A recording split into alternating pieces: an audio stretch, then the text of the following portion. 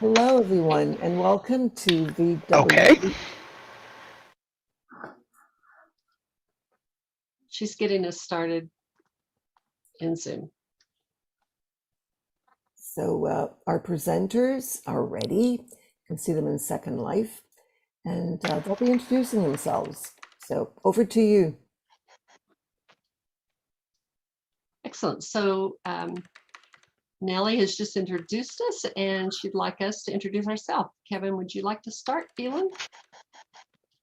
Sure. So my name's Kevin Feenan. I'm with Rockcliffe University Consortium. We've been in here for, oh goodness, getting 17 years or so with Inside Second Life. And we've been sort of running and managing the conference for the majority of that time, since 2007. So, or 2009, sorry, the original conference was in 2007. Not sure if anybody needs to know anything else.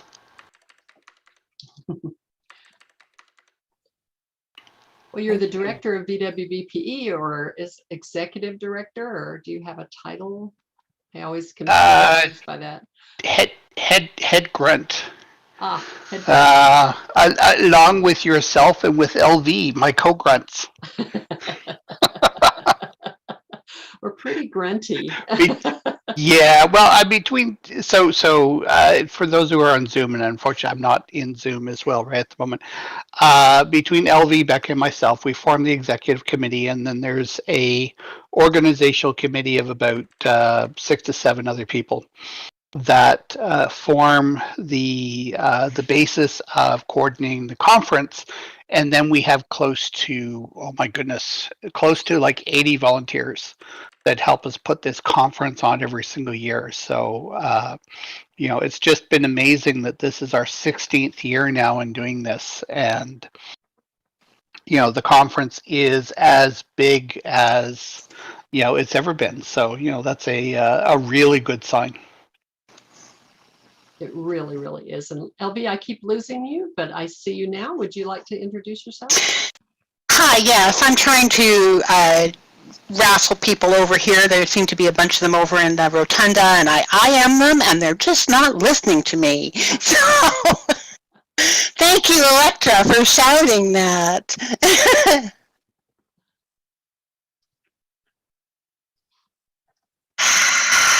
Okay, sorry. So I'm introducing myself, am I? There we go. Yes. And yes, Bevan, yes, it did have a different one because we decided to move outside and we're trying to wrestle people over here and they're just not coming. So hopefully everyone will be here now. I've IM'd everyone and people are trying to IM me and I'm afraid that I cannot do that at the same time. So here we are. My name is Lorraine Mockford.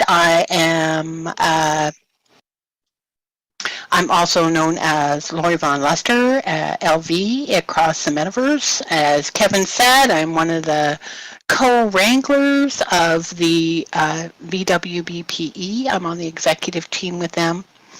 And yes, thank you very much, Shay, for sending those. I was sending them too, but people were not listening to me, so I don't know what to do about that. I guess it's just part of my life today. No one's listening to me, not even the cat. We listen to you, LB. Thank you very much. Thank you very much. And I've had the absolute pleasure of being involved with this conference since it was Second Life, the SL one. So SLBPE back in 2007. I was a greeter and attended some of the sessions and helped with some of the organization way back when. So yeah, welcome everyone. And I'm glad to be here. And I'm Becky Adams, Elli Pinion in my real life. I'm kind of just kidding, but it feels like my real life anymore. And Second Life, I worked for the University of New Mexico for many years. I still teach for them just a little bit and am happily retired and having a wonderful time with educators in virtual worlds. Kind of been my salvation during the last couple of challenging years. And it's always a pleasure to be a part of VWBPE and a Wrangler grunt, whatever Phelan called us. And thank you guys for being here. So let's get started.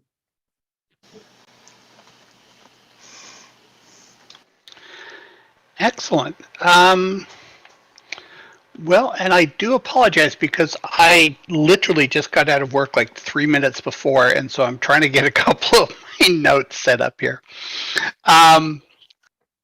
So the Virtual World's Best Practices in Education Conference, like I said, it's been around for about 16 years. And to our best ability possible, we're trying to provide educational and networking opportunities that are relevant to educational curriculum development using virtual environments and best practices. So this also includes helping to build community through the extension of learning best practices, the practical application of those ideas and techniques within a classroom setting, providing networking opportunities, providing access to current innovations, trends, ideas, case studies. The conference really does tend to bring a lot of these particular types of things to the forefront to allow people to not only learn about these things, but also to explore. And to a large extent in a very immersive manner through the virtual experiences, which I'll let LV talk more about since that's her area of expertise. This year, the conference is going to meet from March 23rd to the 25th in next year, right? So we always have the conference 2 weeks before Easter. We find it's actually the best time frame to have the conference. It gives us the opportunity that we can have 2 weeks of immersive experiences both before and after the conference. So really you're getting close to like 5 weeks worth of program when you come and you attend this conference. It's really kind of unique in that respect. In addition to the main event, sorry, I just talked about a little bit about the immersive experiences. LV can talk about more about that.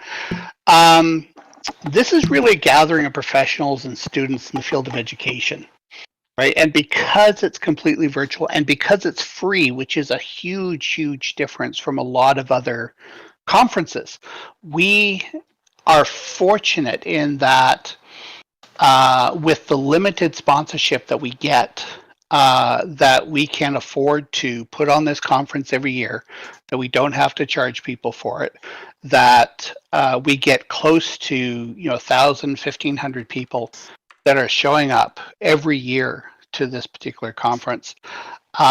Plus, we have all of the video available from this, available on our YouTube channel. We have the proceedings information, which is available in a couple of different spots now. There's a lot of history behind here that people can come in, they can look, they can view, and they can research in terms of doing new things as they move forward. This year's conference explores the concepts behind our uncommon realities. Right? It's learning from each other's perspectives and how we visualize challenges, the skills we bring to bear working through alternatives, prototyping solutions to things, and the personal meaning we find in interpreting the results of our efforts. Learning, whether formal or informal, needs to be both personal and personalized. It's a delicate interplay between the mastery of a suite of skills and the application of those skills to a context in which they will be observed. It's simply not enough to know the summative criteria for acceptance, but to be actually seeing doing these things in practice. Learning at its very core is immersive, it's formative, and it's innovative when applied to new or complex situations. It's the application of knowledge to those uncommon realities that are pervasive in today's society and that separate out those critical thinkers from those problem-solving skills that potentially are subjective at best. Okay? So to be immersive means the exploration of skills through mastery through a combination of visual storytelling, interactivity, and realism. Each person's circumstances are unique. What is a common reality to one individual may be completely foreign to somebody else. Immersion, then, is an opportunity to bridge the divide, to learn through different perspectives. It helps to broaden the horizons of the challenges that may lie ahead and how to overcome them. You know, we face unparalleled challenges in today's society, and embracing our uncommon realities can be a source of inspiration to bring people together, to tell our own stories, to show people our strengths, and to inspire others not to be afraid of being different. But more importantly, it allows us to explore a profusion of ideas that we may never have thought of, if not for our willingness to share and be seen. This really is the focus of this year's conference, this idea that we want to show immersions, we want to show our uncommon realities, we want to show where we are different and yet still connected at the same time with each other. And so what I hope you're going to find through this year's conference, and the theme for this year's conference, is a lot of those particular types of things, where we're going to focus on the idea of immersion, where we're going to focus on the idea of, you know, recognizing people's differences, not as being something to be afraid of, but something to be celebrated and something to learn from as we go forward. I think I want to turn this over now a little bit to LV to talk more about the program side of things. Okay. Sounds good, Kevin. We're really excited about this this concept about uncommon realities, because really, my son used to have a t-shirt when he was in high school that said, "Why be normal?" And I feel like we don't even know what normal is or was anymore, and it's all uncommon. So we're going to be sharing some of those uncommon realities as we explore what our teaching is. Isn't it great, Electra? It's so, yeah. You and me both, Edith. So why be normal? And let's be uncommon, and let's share those ideas. So some of the things within the program, as Phelan said, we are sharing these ideas of our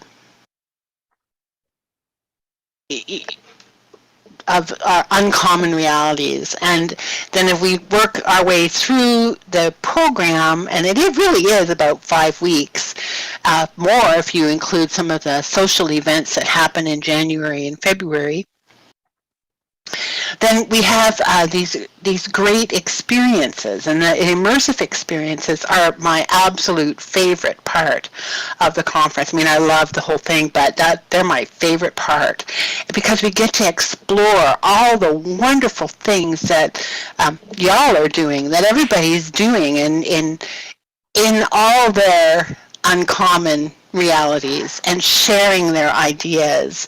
And really, the VW MOOC is part of sort of almost like a nice introduction to all that, because you do so much exploration of those kinds of ideas as well. And we go beyond Second Life and spend time in Kitely, and spend time in different places across OpenSim, and spend time in, we've had several sessions over the years in World of Warcraft, and just looking at how people are using their innovation and their ideas to create these learning spaces.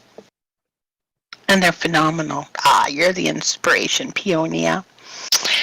So I love those, and we've actually been getting a lot of attendance at those over the last couple of years. We had this past year, I see Art is here, we had a wonderful, I'm going to leave artistic full-on experience with Art Blue, and it was quite outstanding to see how he brought his artistic visions to life, and it was just remarkable.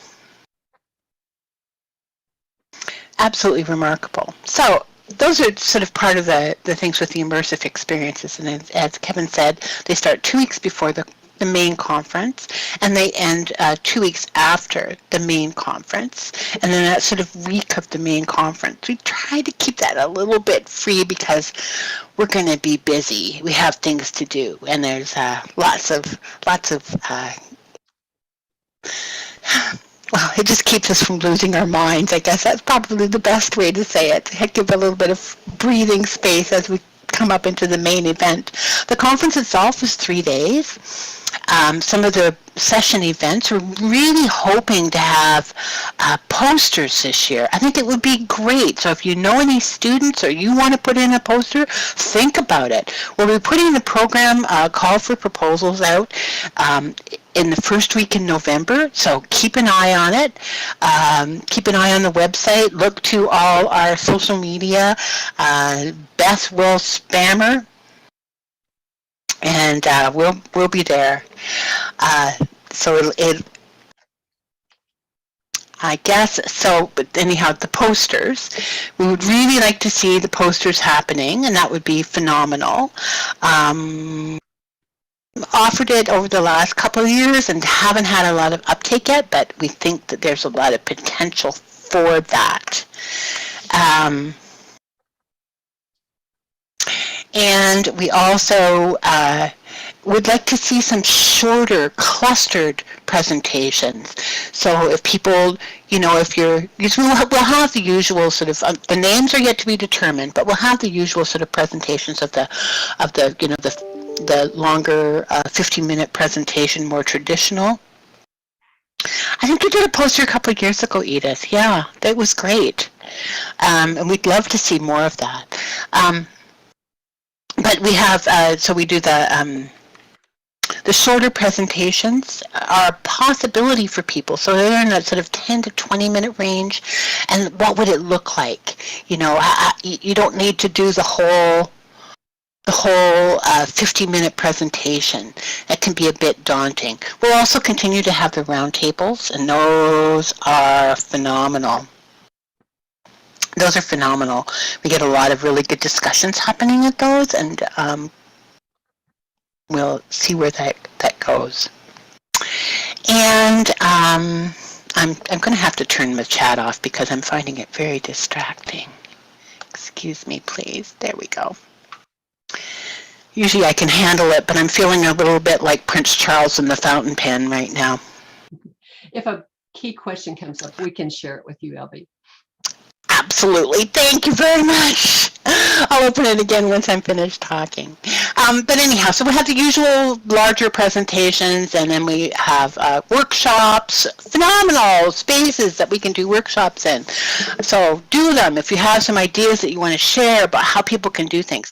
One of the ideas that we're kind of playing with a little bit, we're not quite there yet, but it's very similar to sort of a cross between speed builds, and if you've ever seen what Barbara Novelli does she does in Kitely, she does, the idiom builds for our language learners. Those are so fun. So we're just trying to playing around with that a little bit right now. We're thinking of kind of like a team event and what we can do with that. So keep your eyes on the website and across social media, and we'll get you there. And I guess that's it for now about the program, because I can't give you a lot of details yet because we haven't published it, but we will. And once we do, then we will get you going. So, Kevin, can I turn it back over to you? Yes, certainly. I mean, I've got there's a lot of logistical stuff that goes on with any of these conferences. I mean, obviously, or maybe not obviously to a lot of people. I mean, we start the planning process literally before the previous conference has even finished. to be honest. I mean, so each conference is close to 13, 14 months in the planning stage, getting us to where we are. And, it's been very, very successful. I think there's going to be a lot of changes that people are going to see to the conference venue this year. So every year, every 3 years, we go through a change of architectural layout for the whole regions. So a few years ago, we had a nautical theme. Last year, it was obviously space. We're going to make sure that we bring all the rock seats back for everybody because they enjoyed them so much. I'm waiting for shoes to come flying at me any second now. So there's a lot of very interesting builds that we've done, and we've sort of found that this 3-year time frame works fairly well for us because it allows people to experience that immersiveness in terms of the environment that we set up, but the environment doesn't become stale if you have the same environment 4 years, 5 years, 6 years in a row. So this year we're starting a new cycle, and it's all going to be about biomes. Not biodomes, which I made that mistake early on when we first started talking about it, but biomes. So just keep your eye out for that. We are starting to get the build team together shortly, and I'm really sort of looking forward to what we're going to be able to pull together this year. Every year, the build has been phenomenal. Right, and we always try to throw in a little bit of a twist and a little bit of challenge for people, just to sort of get them a little bit out of their complacency in terms of what a virtual environment means. And this is going to be no different. So there's a couple of surprises that are going to be thrown in there for people, which we're not going to let the cat out of the bag on until later.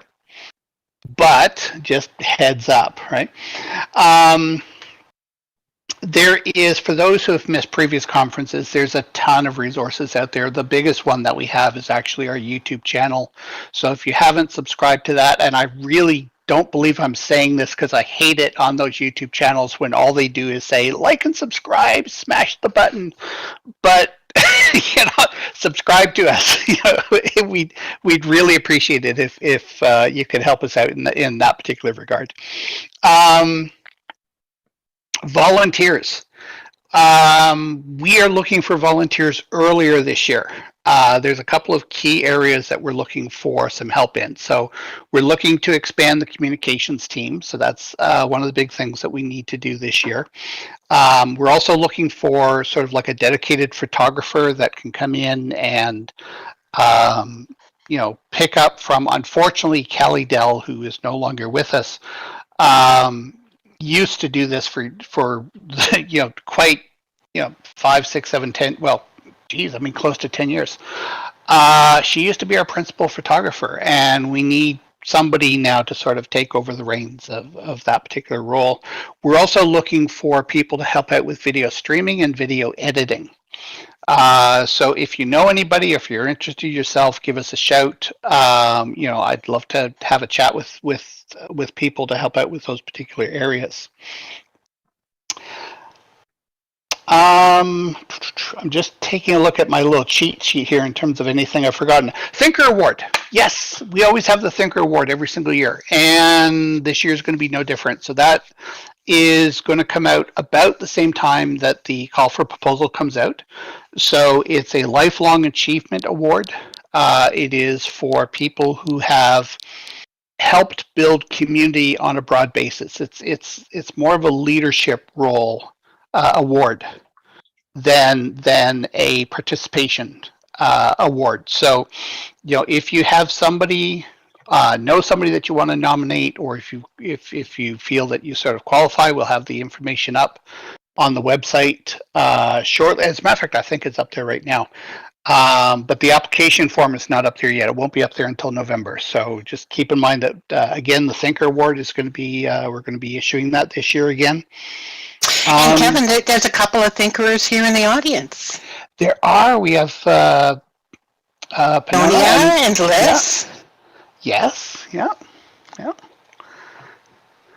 So it's and these are all of these people are just wonderful in terms of how much dedication they've put back into the community. The fact that they are truly sort of educational leaders that are showing other people the way in terms of how to build community and how to share best practices and encourage other people to sort of get the best out of themselves with inside these environments as well. So, you know, anybody that's, you know, there's been a fairly, you know, long list of Thinker Awards that we've had, and um, it's well worth checking into everything that they're working on and they're doing, because it very much is inspirational to everybody else.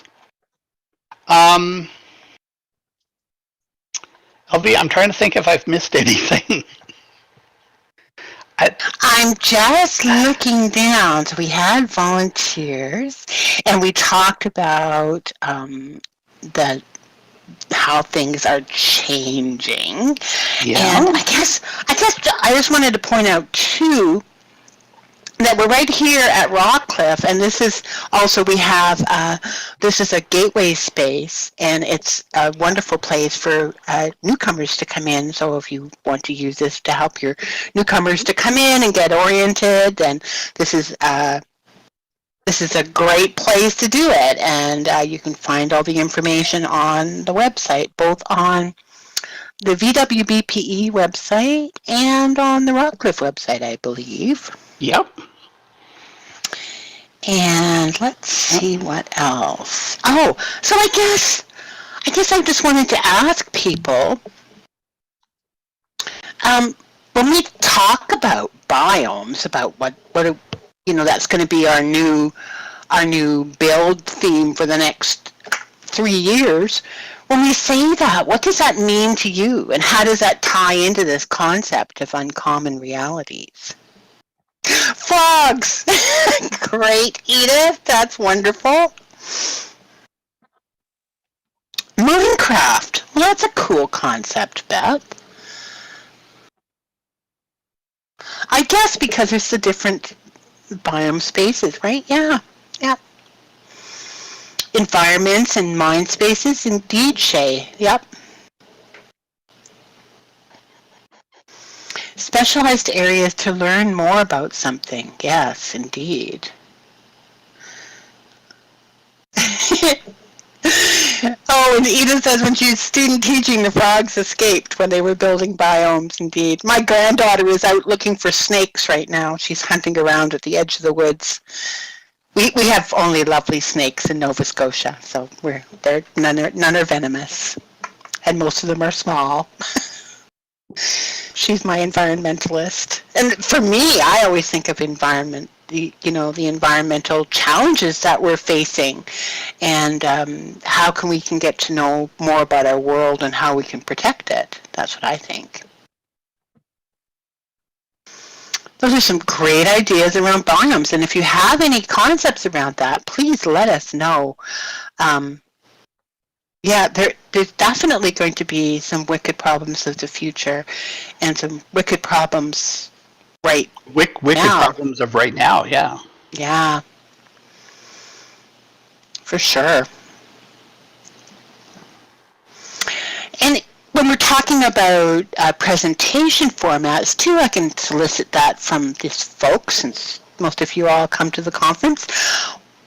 Is there something that you would like to see? Is there something that you want to be more involved with, or a presentation type format that you would like to see expanded or developed?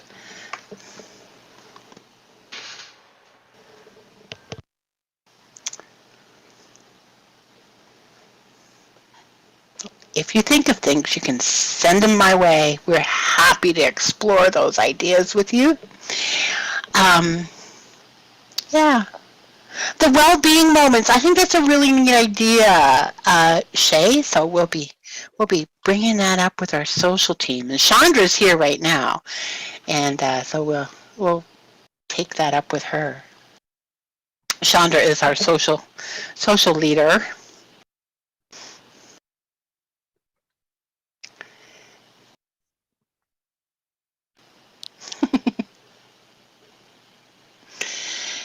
But there's lots of ways to get a hold of us and lots of ways to contact us if you have ideas that you want to share or you think of something, then just let us know.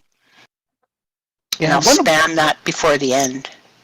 Yeah, one of the other things to keep in mind is that, you know, when we talk about education inside virtual environments, while education educators and curriculum designers do form sort of like the core nexus of sort of what happens with inside education, in order to deliver programs inside a virtual environment, to develop a lesson plan within here, it takes more of a community in order to develop those particular types of things. You get certain people that have very mad skills where they can do graphics and they can do, you know, Blender or Mesh, or they could build and they can do music, they can do, you know, all these different types of things. But quite often what we need is we need to bring together people of different stripes. So we need to bring together graphic artists, and we need to bring together programmers, and we need to bring together videographers and these particular types of things. So the conference isn't just simply about educators.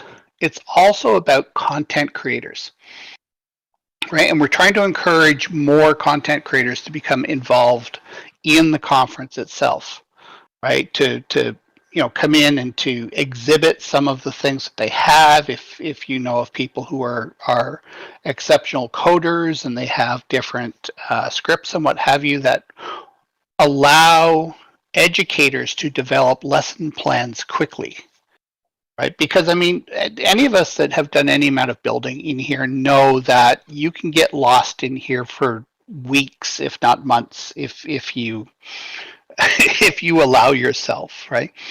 And one of the challenges with education and educators is that they don't always have that type of time, right? I mean, some of the most marvelous builds that you've seen in here have literally been a labor of love by the people that have developed them.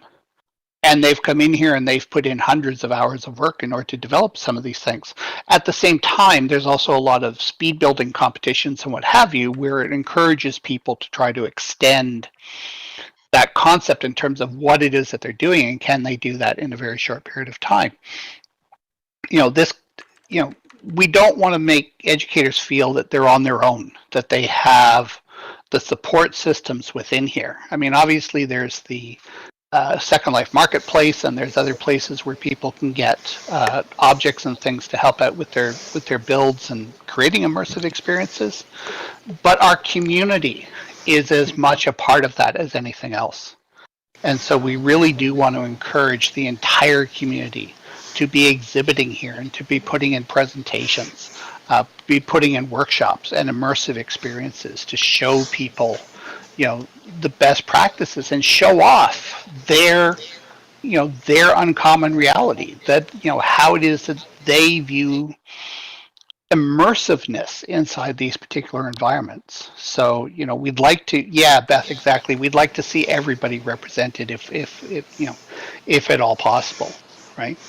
And it's been so charming to have people like Art Blue involved over the past couple of years with presentations and immersive experiences. And of course, now he's just invited everyone to come and do unique painting exploration on Monday. And so to have artists and art teachers like Art involved are phenomenal. Because we're all part of that community, right? And it's through all these component pieces that it all comes together. Sorry, Kevin. There we go. No, that's you know me. If I get onto a rant, I'll never stop sometimes. So. Oh, please, Art. Yes, that would be lovely. Because that's the whole idea. It's about community, right?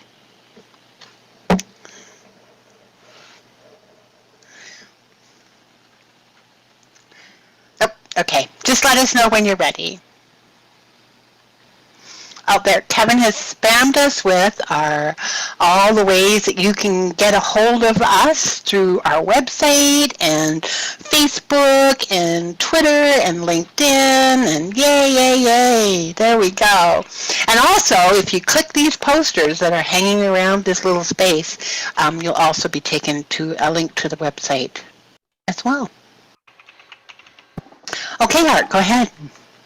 Thank you very much. Can you hear me good? Yeah. Okay, that's great. On Monday, I will present how you make a painting out of words. So you enter some words and you get a painting out of it. And that's something like a hype now coming up. And the hype comes from the software package Mid-Journey. The technology is not really new, but Mid-Journey got a hype out of it because they do it via Discord. So it's a community building painting system. So it will be on Monday at 1 p.m. SLT. All right, and so we can It's a just, software, yes. okay, so then we can just IM you for an invitation?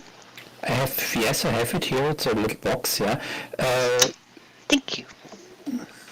Yeah, I think that's enough for now, or if you want to hear more, I can tell more. I can talk endless. I think that's it for now. That's great. Thank you very much. Thank you. Bye-bye. How fun will that be? Art Blue does the most amazing art. The way that he approaches things, I love what goes on inside his mind. And thank you for sharing all that information, Kevin, about all the ways that you can get a hold of us. But I guess really the main thing that we want to talk about here is that VWBPE is a community. We exist with and for all of you, and we could not do it alone, and we want you, we need you. We need artists and designers and educators and creators and musicians and students and programmers. And I'll just put a little plug in there for instructional designers too, because I am one.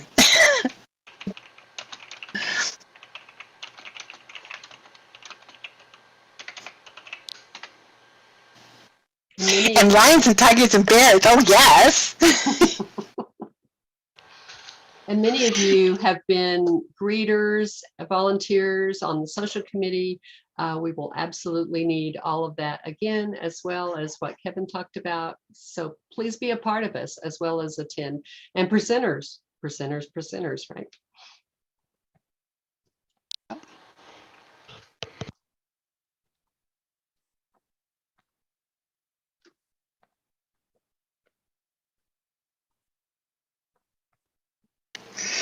Are there any questions? Let me try this again while I've got my voice on instead of having it on mute. I was about to say, yeah, exhibitors, sponsors, presenters, and posters, right? I mean, there's lots of different ways. I mean, obviously volunteer. Yes, we want lots of people as volunteers, right?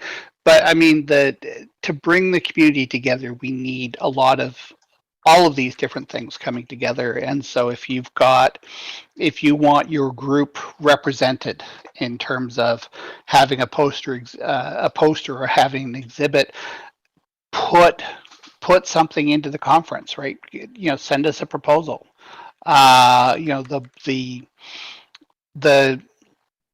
This truly is about the community, and the more the community engages with us, the bigger and better this conference is. I can tell you as a fact that we've never had less than 900 people in attendance at the conference at any point in the last 16 years, right?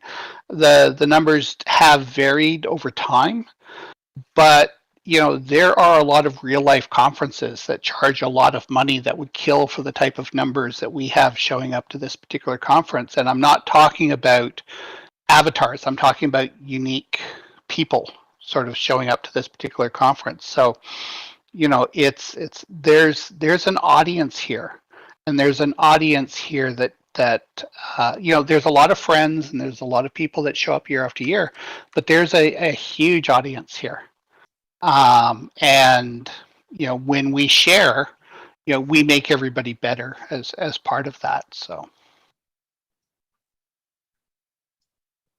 are we soliciting machinima creators? I think that question is for LV.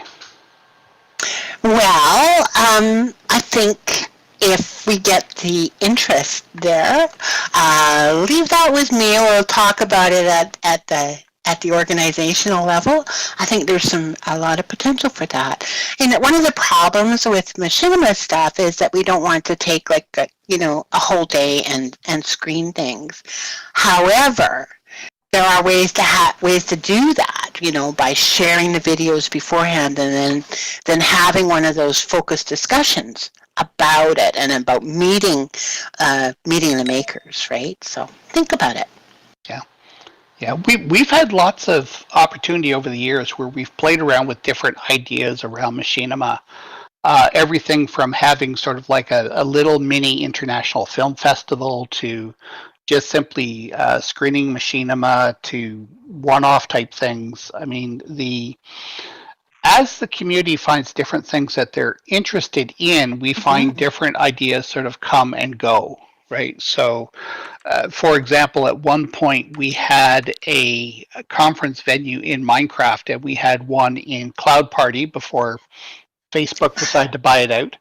And it was fun. I like that one. It was, and we've had one in Kitely, and we've had one in Open Simulator, and but different things come and go. I mean, at a certain point, the Open Simulator group has their own huge conference, which is actually coming up soon as well, and there's a lot of people that go and they attend that particular conference, and so that seems to be more of a big community thing than people presenting here, even though we encourage people from all different types of virtual communities to present here, right?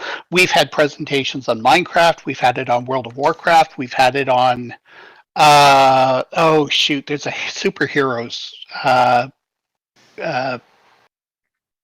game that people used to do. We haven't had one on Final Fantasy yet.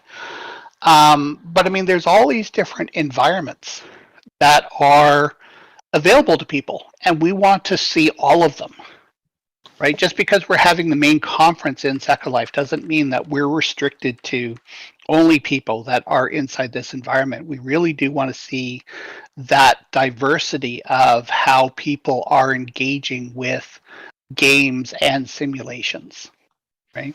And even to a large extent, extending that into the idea of augmented reality. How are you sort of doing things back and forth, passing information to and from these different environments? How are you integrating the environments together?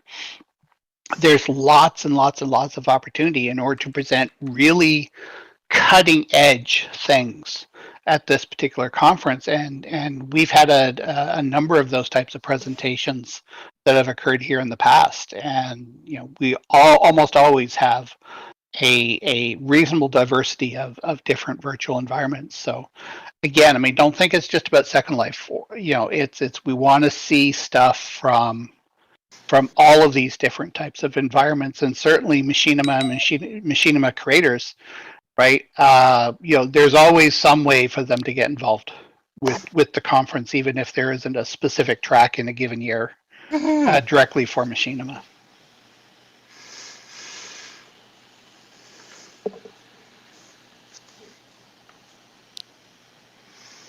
Thank you for sharing that, Beth, when the Open Simulator Conference is. It's going to be the 10th to the 11th of December this year, and Beth just shared the link. That's fantastic. And I'd like Our sister conference. It is. and Electra shared, was it City of Heroes? City of Heroes, that's what I was thinking of. There you go. Yes. Yeah. So fun. There's so many possibilities. And just because you're presenting somewhere doesn't mean you can't talk about something else. Yeah. Talk about what you're doing here, talk about what you're doing there, and show information about what you're doing. So, yeah. And then there's also the possibility for an immersive experience so we can go on a visit. Exactly. I mean, that was the whole reason why we created the immersive experiences, because we were finding that if you wanted to bring in people into World of Warcraft, or if you wanted to bring them into Minecraft or City of Heroes or any of these other, environments, that quite often people needed extra time. Well, first of all, you couldn't do it in half an hour, right? And the second piece is quite often, sometimes people were finding out about these things for the first time. I defy anybody, even on a fast connection, to install World of Warcraft in less than 30 minutes. I mean, it's just simply not going to happen because the program is gigabytes in terms of what you have to download. So the nice thing about the immersive experiences is that we can provide people the information in order to where to go to get free versions or free trials with regards to some of these particular types of products.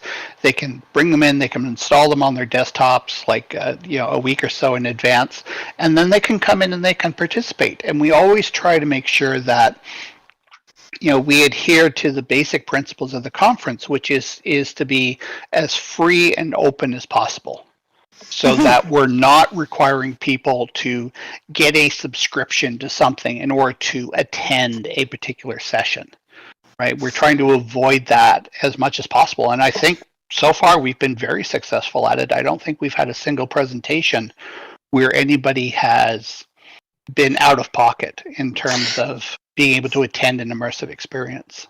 Exactly. And because we do offer that, we do stress that, and that's one of the things that are asked of people when they're putting in an immersive experience proposal is there a cost associated with this? So if there is a cost associated with it, then people know, they've been told ahead of time so they can make an informed decision. But it would be very rare, and it would just be World of Warcraft, I think. But yeah.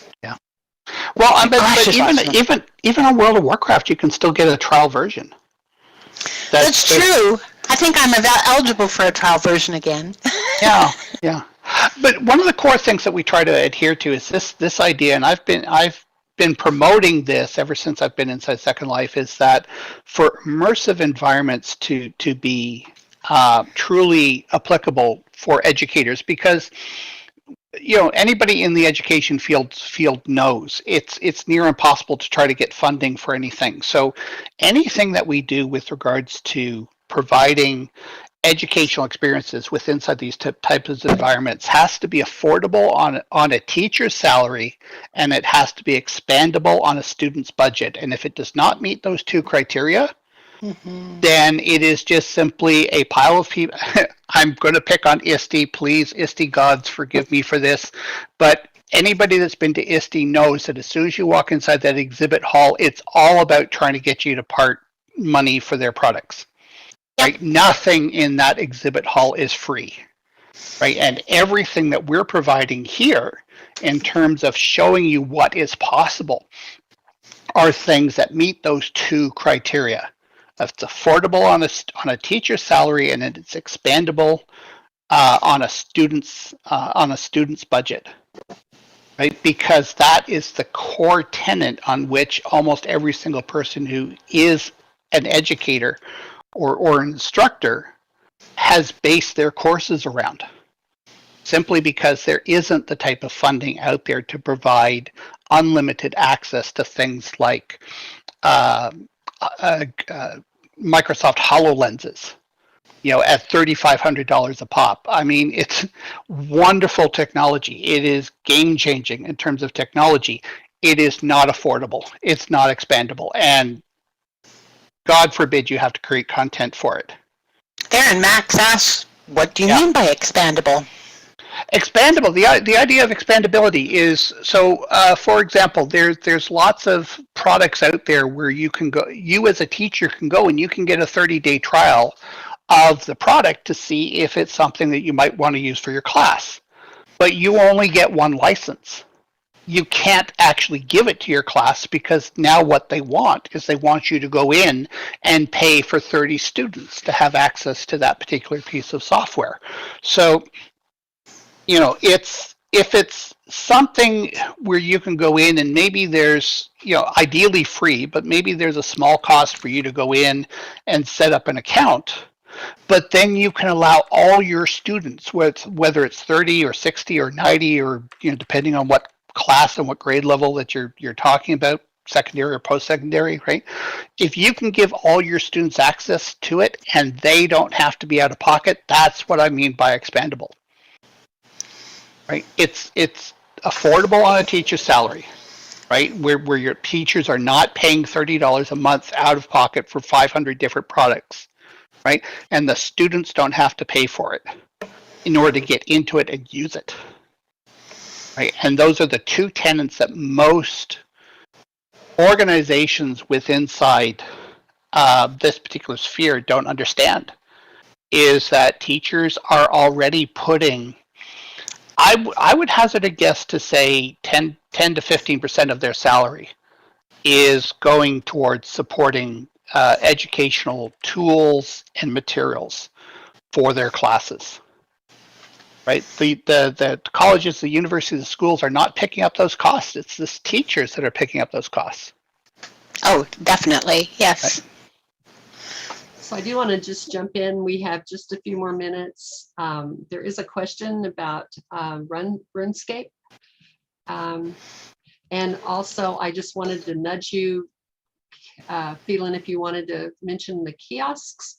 And then if people have folks that they're trying to bring in, we do have a gateway for incoming folks. So we have about 2 more minutes and then. Okay, so let me address the thing on RuneScape. Anything can have an educational component on it if you're creative enough with it. So some of the things that have been done in World of Warcraft. I know, Kayvon's Kayvon and Abacus. Yeah. Abacus, yeah. I mean, what they do, well, Abacus specifically, what he's done is he's taken a pile of financial and accounting type students into World of Warcraft, and what they do is they look at the auction house and they look at the market dynamics in terms of how prices rise and fall and how different things work in there. And he can do that primarily because he can bring people in on a free trial account, right? And they can play with the environment up to about level 20 or something. I don't know if that's, if that's still the limit, right? But he's based a program around what is available free out of the box, right? You can do that with any RuneScape, you can do it with Minecraft, you can do it with anything, right? Final Fantasy, it doesn't matter, anything you can do that with if you're creative enough. Okay. The other thing with regards to the kiosk, so last year we introduced an auto updating kiosk. I finally got around to writing one, which was based off a database system. So I am going to be updating that. We're going to be tweaking we're going to be redesigning it completely, right, in terms of the aesthetics of it, right? But I'm hoping that by the time the CFP comes out, that those kiosks will be ready for people to pick up. And there's a little area on Rockcliffe on the regions that we're on here that is dedicated to VWBPE, and you'll be able to pick the kiosk there. We'll have Beth put a note into the various social media platforms and through the groups here once it's ready. So those are coming, right? Along with a lot of other materials will be available well in advance this year. So we're trying to, get a huge head start on those particular types of things. And like I said, the nice thing about the kiosk is you'll be able to put it out once, and it will just simply auto update throughout the entire time period from when you put it out to when the conference is over. So, it was a huge boon to us last year, and we want to make sure that as many people get those as wants one. So, well, thank you so much. Any other questions? I do want to give a shout out to Beth Ghost Raven, who is our communications chair as well. I'm not certain that we said that about her. And Chandra, our social chair, is here. Our team is amazing. We so appreciate all of you guys for coming. And I was gonna say we won't make you sit on rocks, but actually we might. I don't know for sure. We started. We might. Who knows? And VWMOOC, thank you guys for letting us be a part of you. What an amazing opportunity we have in September to hear all of these amazing people. So we appreciate you letting VWBPE be a part of you. Thank you. Thank you so much, everyone. And Indeed. Thank you so much for having us and listening to us and sharing your ideas. And we look forward to seeing more of you over the next few months.